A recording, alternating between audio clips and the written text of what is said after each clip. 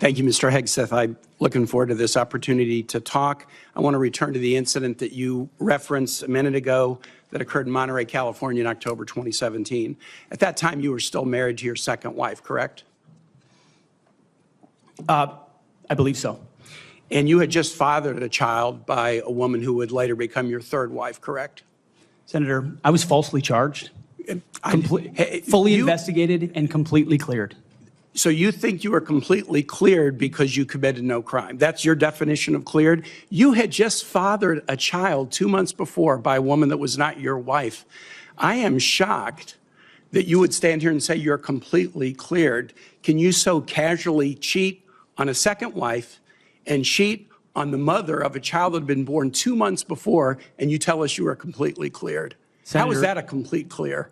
Senator, her child's name is Gwendolyn Hope Hagseth, and she's a child of God, and she's 7 years old. And she was, and you cheated on the mother of that child less than 2 months after that daughter was born, didn't you?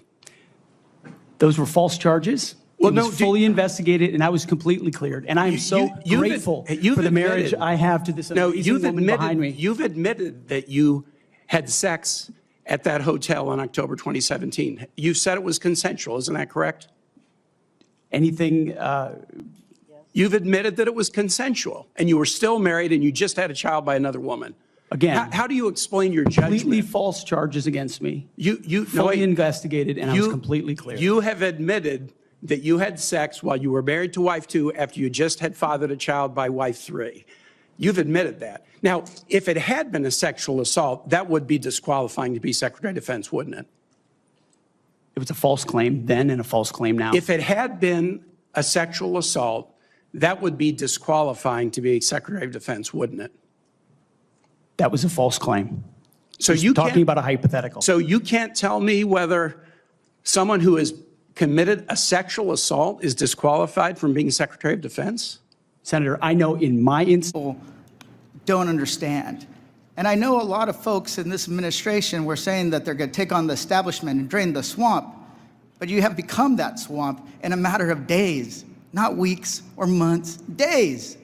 So one of the things we're going to look into is what actually occurred, because the American people deserve a full accounting. Additionally, the main person who was involved in this thread that a lot of people want to talk to is Secretary of Defense Hagseth. And a lot of questions were brought up regarding his drinking habits in his confirmation hearing.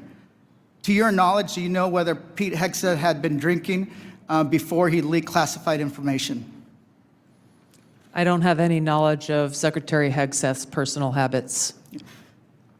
Director Radcliffe, same question. Yes or no? You know, no, I'm going to answer that. I think that's an offensive line of questioning. The answer is no. I find it interesting that you want to.